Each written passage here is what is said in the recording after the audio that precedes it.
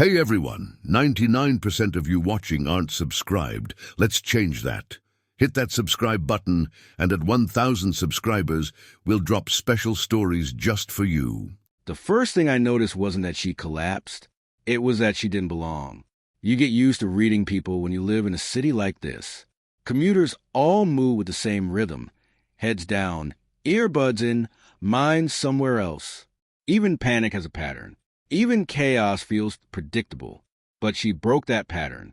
She stood in the middle of the subway platform like she had just been dropped into existence and hadn't yet figured out how to stand properly. Her posture was too stiff, her movements slightly delayed, like someone reacting to the world half a second too late. At first, I thought she was just sick. Then she flickered, not visibly enough for everyone to notice.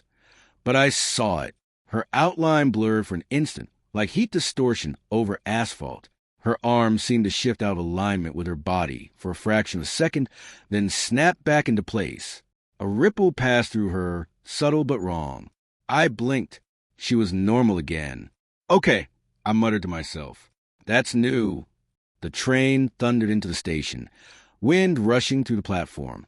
People surged forward, crowding the edge, the usual chaos. But she didn't move. She just stood there, staring at nothing. No, not nothing. Something beyond everything.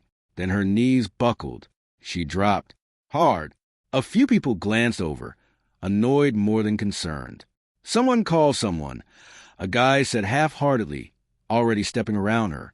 Nobody stopped, except me. I don't know why. Maybe it was the way she fell. Too sudden, too complete. Like a system shutting down rather than a person fainting.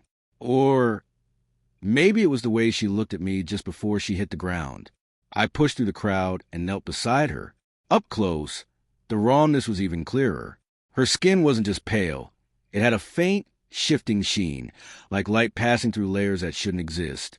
Her breathing was shallow, uneven, and her temperature. Whoa! I whispered, pulling my hand back slightly. You're freezing. Her eyelids fluttered. Not stable, she murmured. Her voice sounded distant. Not weak, just misaligned, like it wasn't fully synced with her body. Hey, can you hear me? I asked. Do you need help? Her eyes opened, and everything else stopped matching. They weren't human, not in any way I could explain. They were too deep, too layered, like looking into something that extended far beyond her physical form. For a moment, I felt like I was falling into them, like there was distance inside her gaze that shouldn't exist. She locked onto me instantly. You? She whispered. Yeah, I'm here, I said, trying to stay calm. You're going to be okay. Her hand shot up and grabbed my wrist. I flinched, not because of the strength, though it was stronger than I expected, but because her hand flickered again. This time I was sure of it. For a split second, her fingers weren't fully there. They blurred, stretched, like they existed in multiple positions at once. What the... I found you, she said, her grip tightening. Compatible with what? Her breathing hitched. Her entire body trembled, the flickering growing more intense now. Small distortions rippling across her skin like interference in reality itself. People were starting to notice. Is she having a seizure? Someone asked. I don't think so, another voice replied. She looks weird. That was one way to put it. Listen, I said, leaning closer to her, lowering my voice. You need to let go. We should get you to a hospital. No, she said sharply. The word cut through everything. Her grip tightened again, and for a moment, the flickering stopped, as if sheer willpower forced her to hold herself together. Not hospital, she said. Not safe. Not safe for who? For me, she said. Her eyes searched mine again, more focused now despite the instability. Time is limited, she whispered. You must. Her voice broke. Her body jerked slightly, and the flickering surged violently. Strong enough now that even others stepped back. Okay, yeah, that's definitely not normal, someone muttered. Should we call emergency services? Already did. Sirens in the distance. Great. Hey, I said urgently, gripping her shoulder. Stay with me. What do you need? She stared at me like I was the only solid thing in a collapsing world. Then quietly, "Stay." That's it. Her expression softened, just a little, "Yes." And then everything went wrong. The flickering didn't just increase. It escalated. Her entire body blurred, like she was phasing in and out of existence. The air around her distorted, bending light in impossible ways. A low hum filled the space, subtle at first, but growing. People backed away now. "Okay, I'm out," someone said. "This is not normal." "No, kidding." Lie, I stopped myself. She hadn't told me her name yet. "Hey," I said instead, trying to keep my voice steady. "Look at me. Focus on me." Her eyes locked onto mine again. The distortion slowed. Just a little. "Good," I said. "Yeah, that's it. Stay with me." Her grip on my wrist tightened again, but this time it felt different, not just physical, like something deeper was reaching out. "You," she whispered. "Anchor?" "I don't know what that means," I said, "but I'm not going anywhere." For a brief moment, everything stabilized. The flickering stopped. The hum faded. The world felt normal again. Then she exhaled, and reality broke. There was no flash, no explosion, no dramatic effect. Just white, pure, overwhelming white. Sound vanished. Gravity disappeared. The platform, the people, the train, everything dissolved like it had never existed. And in that endless white space, there was only one thing left. Her hand, still holding mine, and her voice, clear now, no distortion, no weakness, echoing directly in my mind. "I'm sorry." Then the white swallowed everything. I woke up on my couch. For a few seconds, everything felt normal. The familiar hum of my refrigerator, the faint light filtering through the blinds, the slight stiffness in my neck from sleeping in a bad position. Then I remembered the subway, the girl, the white. I sat up so fast I nearly fell off the couch. "Okay," I muttered, pressing my hands against my temples. "Either I hit my head or—" "You did not." I froze. She was sitting on the floor across from me, exactly where the coffee table should have been, except the table was there. She was just partially overlapping it, not sitting on it, not behind it, through it. I blinked hard. She flickered again, her body briefly phasing out of alignment with the room, before snapping back into place. This time, I didn't doubt what I was seeing. "All right," I said slowly. "That's definitely not a concussion." She watched me carefully, like she was studying my reaction. "You are stable," she said. "I'm stable." I pointed at her. "You're sitting inside my furniture." She tilted her head slightly, as if reconsidering something. Then, with visible effort, her form shifted, subtly adjusting until she was properly on the floor, no longer intersecting the table. "Better?" she asked, marginally. There was a pause. I swung my legs off the couch and stood up, keeping a careful distance. "Let's start with the obvious," I said. "How do we get here?" She hesitated. "Then we transitioned." "That's not an answer. It is the closest approximation available in your language." I stared at her. "Try again." She exhaled.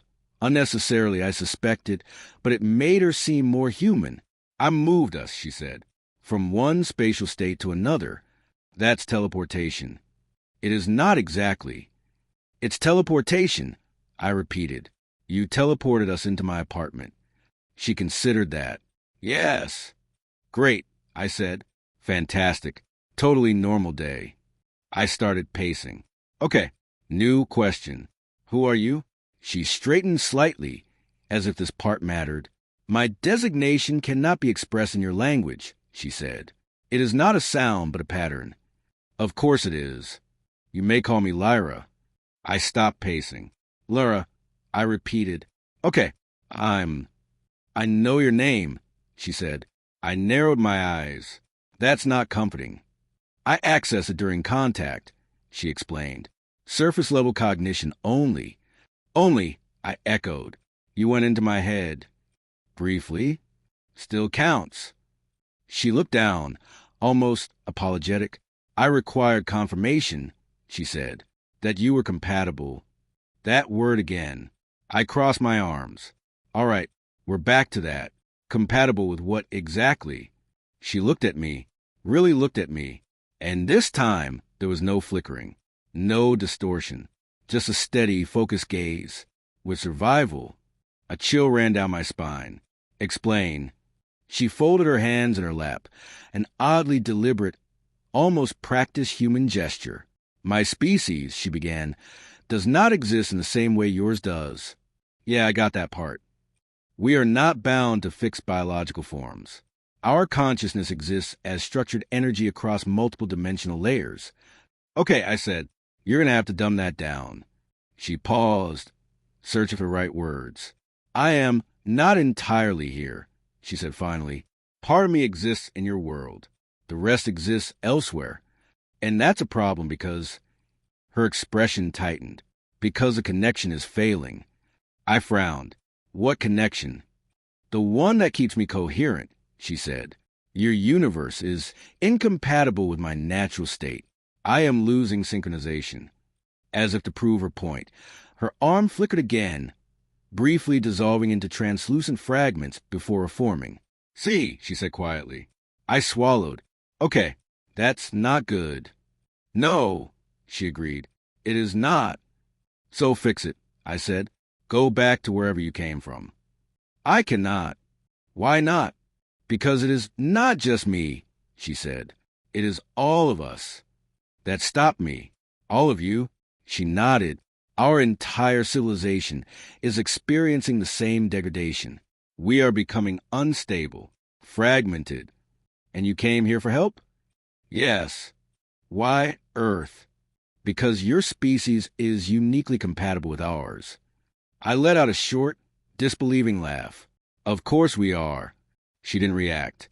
That compatibility, she continued, allows for integration. I felt my stomach drop. Integration? Yes. You mean merging, she said. There it was. I ran a hand through my hair, pacing again. Nope, I said immediately. No, absolutely not. That's not happening. It is not what you think, she said quickly. It sounds exactly like what I think. I shot back. You get inside my body, take control. No, she interrupted. Her voice was firmer now. You would remain yourself. I would remain myself. Two consciousnesses sharing one physical framework. That's still a hard pass. I would not override you, she said. I would coexist. Yeah, and how is that any different? Because you would not lose autonomy, she said. You would gain. I stopped pacing. Gain what? She hesitated, then carefully, expanded perception, increased cognitive processing, biological stabilization, extended lifespan. I stared at her. You're telling me I get superpowers. That is an oversimplification. Not a wrong one, though. No. I let out a long breath. Okay, I said, let's say hypothetically. I even consider this insane idea. Why me? Her answer came without hesitation. Because you are compatible. Yeah, you keep saying that. What does it actually mean? It means your neural structure can support dual consciousness synchronization without collapse, she said. Most humans cannot. So I'm special. Yes, I groaned. Of course I am. That's exactly what I wanted to hear today. She watched me quietly. Then, softer. If you refuse, I will not force you. I looked at her. Really looked at her this time. The flickering was worse now. Subtle but constant, like she was struggling to hold herself together. And what happens if I say no? I asked. She lowered her gaze. I will destabilize, she said. How long? A short time. And then... She didn't answer immediately. When she did, her voice was barely above a whisper. I will cease. The room felt colder. I swallowed. That's it. I asked, you just disappear? Yes. I looked away, rubbing my temples. Okay, I said quietly. That's bad. It is acceptable, she said. I snapped my head back toward her. No, it's not. She seemed surprised by that. It is the expected outcome, she said. I was sent knowing the risk. Yeah, well, I don't like that outcome. She studied me for a moment, then, almost hesitantly, There is more. I narrowed my eyes. I was wondering when that was coming. She took a breath. If I fail, she said, my people will not find another solution in time. I felt my chest tighten. Define fail. If I do not successfully merge, she said, I cannot transmit the stabilization method. And if you can't transmit it, they will continue to degrade. How fast? She looked at me, and for the first time, I saw something unmistakable in her expression. Fear. Fast enough, she said, that extinction is probable. Silence filled the room. I let out a slow breath. So, let me get this straight. I said, if I don't agree to this merge thing, you die. Yes, and if you die, my species follows. I laughed, not because it was funny, because it was insane. I shook my head. That's a lot to put on one person. I know, she said softly. I looked at her again, really looked this time, at the flickering, the instability, the quiet desperation she was trying and failing to hide. She wasn't just asking. She was running out of time. I dragged a hand down my face. This is insane, I muttered. Yes, she said. I let out a long breath. Then I asked the question I've been avoiding. If I say yes, what do I have to do? I didn't sit down. I should have. But something about the situation made it impossible to relax. So I stayed on my feet, pacing the length of my apartment like that might somehow make the decision easier. It didn't. Lyra watched me in silence. She wasn't flickering as violently as before, but the instability was still there, small distortions at the edges of her form, like reality was struggling to hold her in place. How long do I have? I asked finally. A short time, she said. That's not a number. It is not precise. I exhaled sharply. Try anyway. She hesitated. Hours, she said. Perhaps less. I stopped pacing. That's it? Yes. I stared at her. Okay, I said slowly. Then we're not done talking. If I'm making a decision like this, I need everything. No vague answers, no alien metaphors, everything. She nodded once. Ask. I ran a hand through my hair, trying to organize my thoughts. Start with your species. I said, what are you exactly? She was quiet for a moment, as if choosing how much I could handle. We are not a single form, she said, not a fixed biology. We exist as distributed consciousness across multiple dimensional strata. I gave her a look. She adjusted. We are closer to patterns and bodies, she said. Information that sustains itself. So you're energy beings. That is a simplification, she said, but acceptable. And you've always been like that? Yes. Then what changed? That was when her expression shifted. Not physically. She still held that controlled, composed posture, but something deeper cracked through. A drift, she said. At first, it was minor, a slight instability in our anchoring layer. Anchoring layer? The dimension that connects us to structured existence, she explained. Without it, we disperse. And that layer is failing? Yes. Why? She shook her head. We do not know. That answer hit harder than I expected. You don't know? I repeated. Your entire species is dying. You don't know why. We have theories, she said. Cosmic interference, dimensional shear, entropic collapse of adjacent frameworks, but no certainty. Great. I muttered. So the universe just decided to delete you. That is one interpretation. I resumed pacing. Okay, I said, so your anchor is failing and you're all drifting apart. Why not fix it? We tried, she said, for a long time. And we could not stabilize it from within. So you looked outward. Yes. And landed on humans. She nodded. Why us? Because your biology is unusually stable, she said. Your consciousness is tightly bound to your physical form, resistant to dimensional fluctuation. Sounds like a fancy way of saying we're stuck. It is a strength, she said. Didn't feel like one 5 minutes ago. She ignored that. Your neural structures also exhibit a degree of adaptability that allows for integration, she continued. Most species do not. So we're basically the perfect hosts.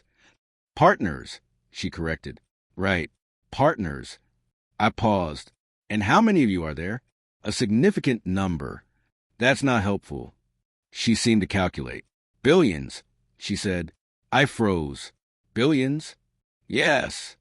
And you're planning to merge with how many humans? As many as possible. I stared at her. That's not a plan. That's an invasion. It is survival, she said calmly. For you, for both of us. I let out a dry laugh. Yeah, I'm still not seeing the benefit for humanity here. She tilted her head slightly. You would not be harmed. That's a low bar. You would be enhanced. That's better, but still not convincing. She studied me. Your species faces numerous limitations, she said. Disease, aging, cognitive constraints, environmental vulnerability. Yeah, we're aware. We can mitigate those, she said. Together, I crossed my arms. And in return, you get to keep existing. Yes, that's a pretty good deal for you. For us, she corrected again. I shook my head. You keep saying that, but you're asking for access to our bodies, our minds. Only with consent, she said. I stopped. Only with consent? Yes.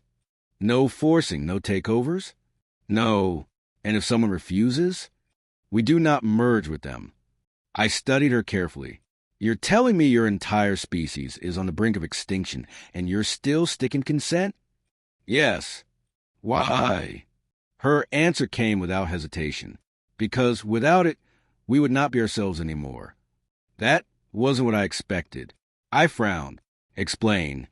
Our identity is defined by coexistence, not domination, she said. If we abandon that, we survive physically, but lose what we are.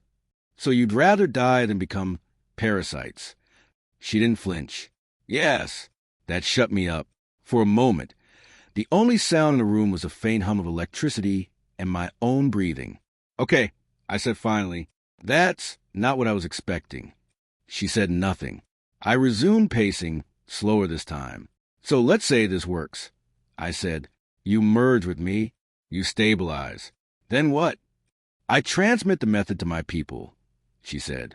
They begin integration with compatible humans. And Earth just adapts to that. Yes, that's optimistic. It is necessary. I stopped again.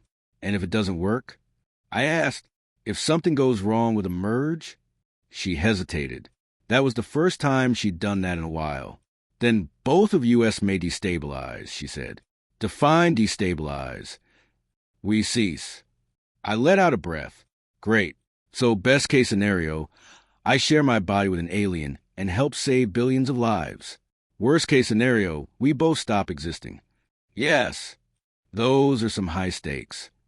Yes. I dragged a chair out and finally sat down, leaning forward with my elbows on my knees. Why me? I asked again, quieter this time. She didn't answer immediately. Instead, she stood, slowly, carefully, like even that motion required effort now. Then she stepped closer. Up close, I could see it clearly now. The flickering wasn't random. It was deterioration. Small pieces of her phasing out of sync, like she was unraveling at the edges. You were not the only candidate, she said. Great. I muttered, so I'm just lucky. You were the only one who matched completely, she continued. I looked up at her. Completely? Yes. What does that mean? It means the probability of successful integration with you is significantly higher. How much higher? She met my eyes. High enough that I am still here. That hit harder than I expected. You're saying you would have died already with someone else. Yes. I leaned back in the chair, exhaling slowly. Wow, I said. No pressure. I am aware of the burden, she said softly. I laughed again, quieter this time. Burden, I repeated. Yeah, that's one way to put it. Silence settled between us. Then she said something I wasn't ready for. I do not want to die. I looked at her, really looked, and this time there was no alien distance in her expression, no strange attachment, just fear, raw, quiet, undeniable fear. It wasn't dramatic. She wasn't begging, wasn't panicking, but it was there, and it was real. I know I was sent for this purpose, she continued. I know the risk was acceptable, but now that I am here, her voice faltered just slightly. I do not want to cease.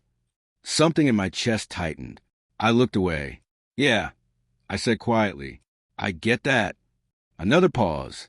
Then, if you refuse, she said, I will accept it. I frowned. You will? Yes.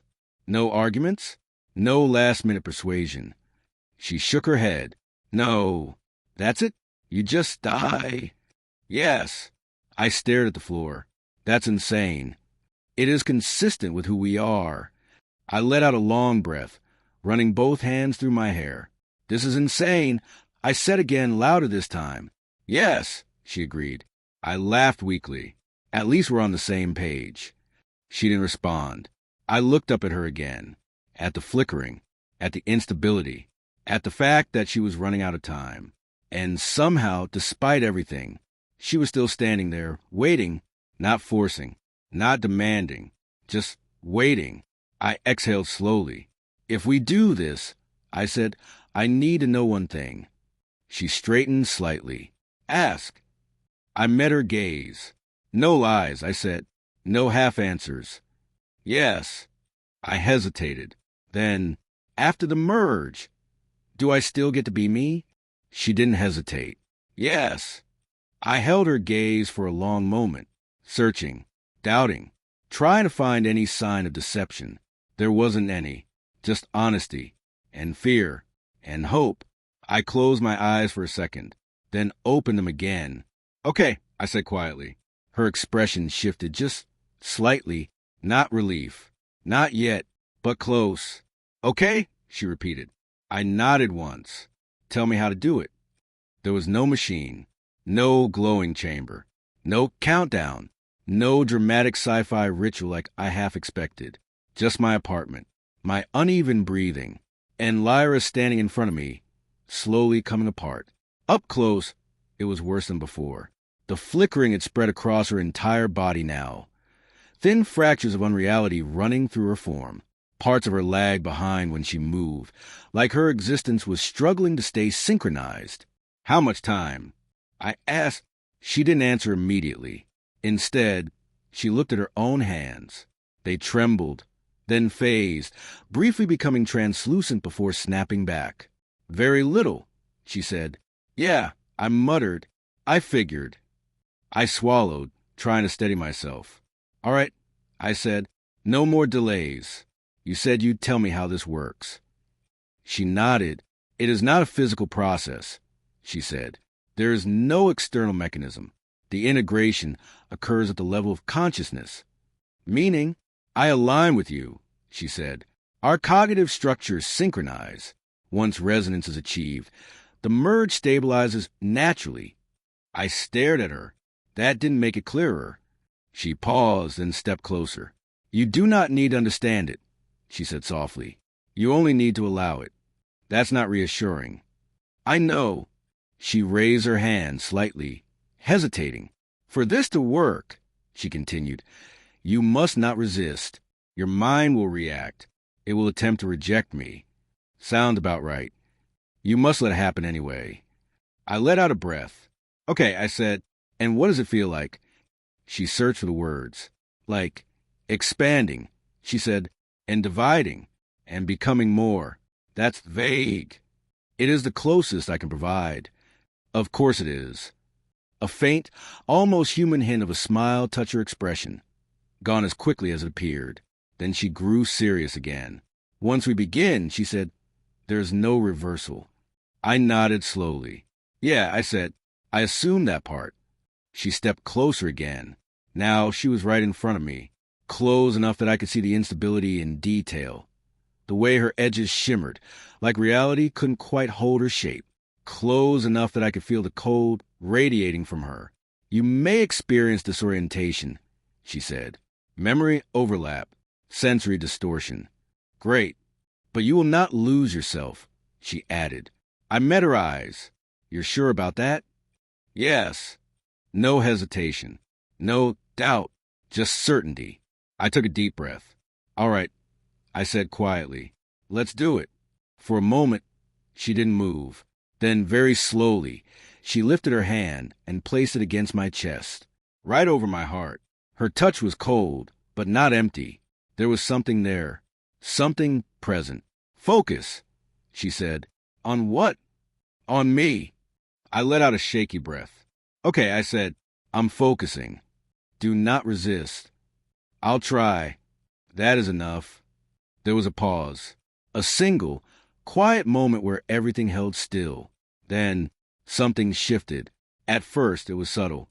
A pressure, not physical, but internal. Like something was brushing against my thoughts, testing boundaries, searching for a way in. My instincts reacted instantly.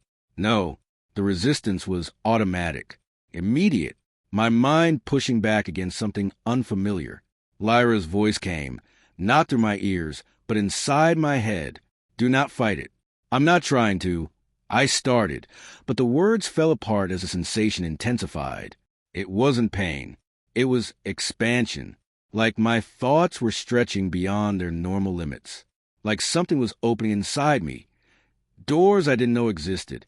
Memories flashed. Not mine. Stars. Endless. Unfamiliar constellations. Structures made of light and geometry that didn't follow any rules I understood. Voices not spoken, but felt. Stop, I gasped, gripping my head. This is too much. You're holding on too tightly, Lyra's voice said, calm but strained. Let go. I don't know how. Trust me. That word hit differently. Trust. I didn't know why, but I listened. I exhaled, stopped fighting, and let it happen. Everything broke open. My awareness expanded. That was the only way to describe it. The room didn't disappear, but it wasn't the only thing anymore. Layers unfolded over reality. Patterns, currents, structures had always been there, but invisible. I could feel them. The air wasn't empty. It was full of motion, energy flowing in ways I couldn't have imagined before. And her. I felt her, not as something separate, but not as myself either. She was there, clear, present, distinct. A second perspective, a second presence. Careful, gentle. Are you stable? She asked. Her voice was clearer now, stronger. I blinked, trying to process everything. I think so, I said. My voice sounded normal. That alone surprised me. I looked down at my hands. Still mine, still solid, still real. But when I focused, I could see more. Subtle distortions, invisible currents, the underlying structure of things. I exhaled slowly. This is insane. This is normal for me, she said. There was something new in her tone. Relief. Deep, overwhelming relief. You're not flickering anymore, I said. No, she replied. I am stable. I leaned back against the wall, my legs suddenly weak. Okay, I said. Okay, this is a lot. I know. I closed my eyes for a second, but even with them closed, I could still see. Not the room. Something else. Vast. Endless. Lyra, I said slowly, I can see things that aren't here. They are here, she said. You simply could not perceive them before. I let out a shaky laugh. Great. I muttered, so I've been blind my whole life. Limited, she corrected. I opened my eyes again. The apartment snapped back into focus, but now it felt incomplete without the other layers. So, I said, pushing myself upright. That's it? We're merged. Yes, and I'm still me. Yes. I paused. And you're still you. Yes. I let out a breath. Okay, I said. Then I guess the next question is, what now? There was a brief silence. Then I felt it. Not a thought, not a word, a signal. Something moving through me, through us, reaching outward, far beyond the apartment, far beyond the city, far beyond Earth. What is that? I asked. I am calling them, Lyra said. Calling who? My people. The signal expanded. I could feel it stretching into distances I couldn't comprehend. And then something answered. Not one, not a few, thousands, millions. A presence. Faint at first, but growing, reaching back. I staggered slightly. Okay, I said. Okay, that's a lot. They hear us, she said. There was something like awe in her voice now. They're still out there. I said, yes, and now they know how to survive. Yes, I let out a long breath. Then I laughed, not because it was funny, but because it was real, all of it. So, I said, glancing around my completely ordinary apartment, now layered with something infinitely more. We just saved an entire alien civilization. We did, Lyra said softly. I shook my head. That's a normal Thursday. And for the first time since all of this started, I felt it. Not fear, not confusion. Something else. Something bigger.